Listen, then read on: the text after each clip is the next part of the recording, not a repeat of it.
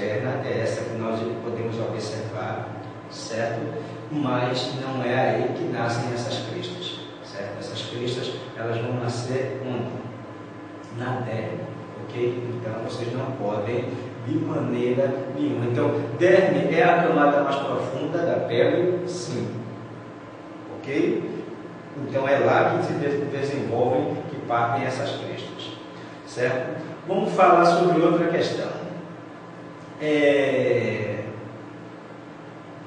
Vamos falar de elementos constitutivos da impressão do datilograma, ou impressão digital. Não sei se vocês deu para quem estudou comigo, acho que conseguiu captar, que eu disse o seguinte: se você tem uma crista, certo? Vamos supor que eu tenho aqui uma crista e outra crista, duas cristas. Você está vendo aqui no seu dedinho, muito pequeno. Suponhamos que você esteja vendo realmente a representação, a carteira de identidade de vocês. Aí vocês estão vendo aquelas linhas pretas. Elas representam o quê? A parte mais alta, as cristas. Ok? Então eu tenho uma crista, outra crista e uma depressão aqui no meio que é representado, certo? Pelo branco. A parte que pega a tinta é a que consegue pegar a tinta, é aqui a crista. Certo? A parte que está mais profunda, a tinta não penetra, a não ser que coloque-se muita tinta. Aí vai ficar tudo preto, mas colocando a tinta certa vai pegar apenas nessas cristas. Então, se você tem crista e outra crista, no meio você vai ter uma depressão. Ok? Essa depressão nós chamamos de quê? De sulco. E eu mostrei também para vocês em sala de aula, naquele resumo, que nessas cristas nós temos o quê? Poros. Então, nas impressões digitais nós temos crista, nós temos poros e nós temos sulco. Então a gente já tem aqui o que? Três coisas: crista, sulco e poros, certo? Esses três fazem parte do sistema de linhas, certo? Dos elementos constitutivos, sim, certo? E eu vou mais adiante, para vocês não errarem. Toda impressão digital ou datilograma vai ter o que? Crista, olha as cristas. No meio, os sulcos, certo? Vamos dizer que aqui sejam as cristas. E aqui vocês vão ter o que? Os poros. E em toda impressão digital ou datilograma, vocês vão ter pontos característicos. Outras pessoas na apostila está pontos característicos, mas em outros estados fala-se, até em Pernambuco também, alguns falam minúcias, que são detalhes que aí sim é que vão individualizar os dedos da gente. A gente vai ver que realmente são completamente diferentes entre um e outro e os seres humanos, ok? Então você vai ter em toda impressão digital, obrigatoriamente, como elemento constitutivo o quê? Crista. Nós vamos ter sulcos, nós vamos ter o que mais? Crista, sulco, poro e pontos característicos. Agora, vocês vão encontrar, por exemplo, nas presilhas, vocês vão encontrar o que? Delta, certo? Vocês vão encontrar delta. Vocês vão encontrar o que? O sistema basilar, o sistema nuclear, certo? E o sistema marginal. Esses três sistemas. E eles são divididos visualmente, nós podemos perceber, por linhas que são marcos divisórios. Certo? Então, eu tenho uma linha que ela vai marcar o campo. Vamos supor que aqui seja um delta, ele vai ter essa linha que vai marcar o que fica abaixo dela são as linhas basilares, o sistema basilar. No meio, o sistema nuclear e acima, o sistema nuclear. Então, nós temos essas linhas chamadas linhas diretrizes que dirigem as demais, certo? No delta. Então, esse braço do delta, essa linha que vai sair, a linha diretriz, o que fica acima dela, marginal. O que fica abaixo dessa aqui, basilar. E no núcleo, o sistema nuclear. Certo? Mas nós só vamos encontrar isso onde, pessoal? Nas presilhas e nos verticilos. Nos arcos nós vamos encontrar o que? Apenas as cristas, as depressões, que são os sulcos, nós vamos encontrar poros e nós vamos encontrar pontos característicos. Então, prestem bem atenção que vocês não podem errar uma questão desse tipo. Vamos passar para outra, Paulinho. Então, vocês já sabem que nós podemos afirmar que essas cristas, certo? As papilas, elas nascem onde? Na epiderme ou na derme? Na derme. Derme. Lembre-se bem. Derme. Elas nascem na derme. Não nascem na epiderme. Nós temos uma classificação dos tipos fundamentais, onde essa também é uma questão que sempre cai em prova e vocês não podem errar, que é uma questão facílima. Certo? Nós temos, prestem bem atenção, o arco é representado pelo numeral 1. A presilha interna representada pelo numeral 2. A presilha externa pelo numeral 3. E o verticilo representado pelo numeral 4. Suponhamos, vocês já sabem agora que o básico é 1, 2, 3, 4. Então não dá para errar. 1, 2, 3, 4. A presilha interna, a presilha externa e verticilo. Certo? Agora vamos começar a perceber alguns acidentes. Por exemplo, eu sofri um acidente. Ligue isso diretamente. Eu sofri um acidente e cortei meu dedo e ficou uma cicatriz. Então a cicatriz vem depois, numeral 5. Agora eu sofri um acidente pior e houve uma amputação total ou parcial do meu dedo. 6. Olha, cicatriz é mais leve. 5. Decore dessa maneira. A amputação é mais grave, aumentou o grau. 6.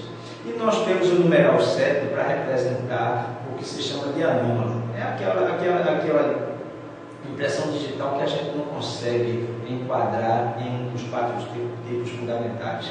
Certo? Então, decore. Temos os 4 tipos fundamentais, 1, 2, 3, 4, e vamos ter o 5, 6 e o 7, 5, cicatriz, 6, amputação e 7, anômalo. Certo? Então, a cicatriz, ela se encaixa em tipos fundamentais? Pergunta-se. A amputação, ela encaixa-se nesses 4 tipos fundamentais? Não. Os 4 tipos fundamentais são quem? Arco, presilha interna, presilha externa e verticilo. Ok? Paulinho, vamos passar para outra questão. Isso vocês estudaram muito, é uma pergunta muito fácil. Estudaram isso em outras disciplinas, basta assistir televisão com mais atenção que vocês vão descobrir a coisa do isolamento do local do crime.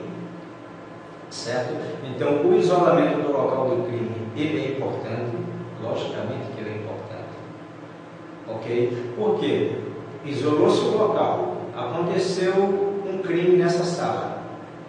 Podemos dizer um homicídio, certo? Isolou-se o local, ninguém entrou, certo? Então a perícia, quando chegar e for trabalhar nesse local de crime, a coisa vai ficar bem mais fácil, certo? Agora, um local de crime violado, certo?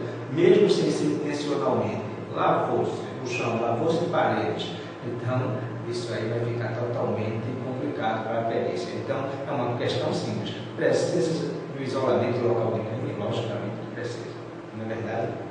Certo? Nós vamos passar. Paulinho, tem quantas questões, Paulinho? Apenas 3 questões, certo? A datiloscopia, certo? Questão 4, né, Paulinho? A datiloscopia é uma ciência que trata de quê?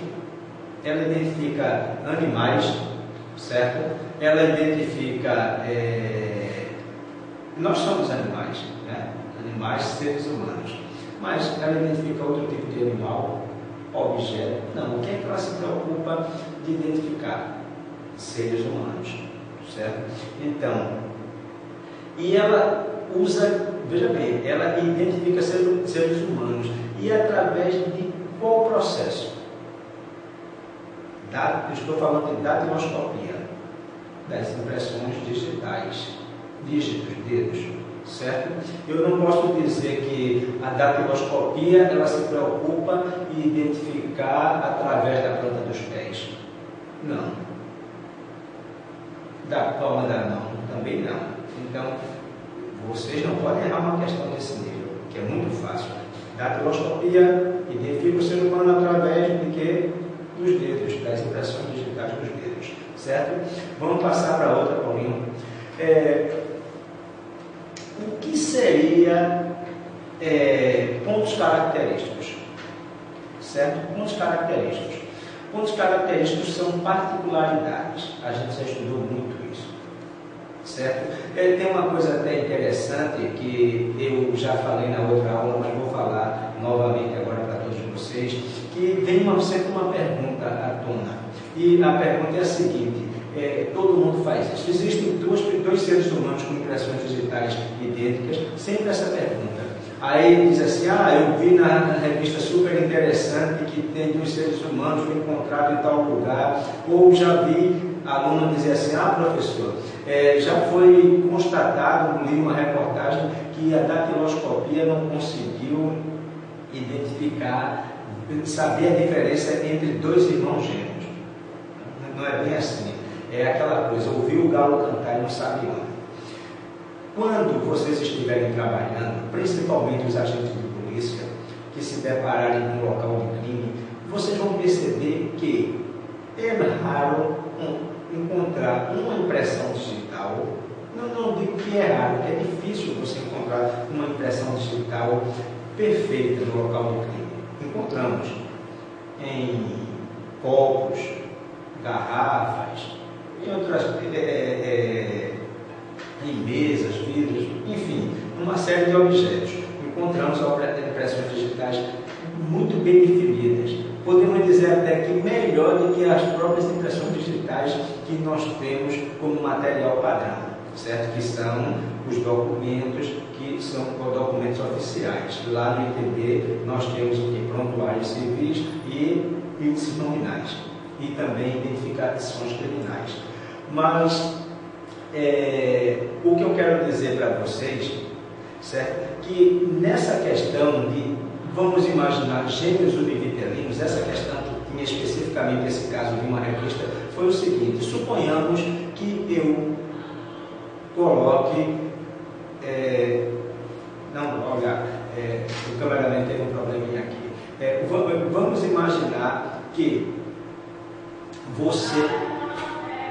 você tenha, eu coloque, vocês encontram no local de crime uma impressão digital, mas não foi uma impressão digital do meu dedo inteiro, foi um fragmento, certo? O que é fragmento? Uma partícula.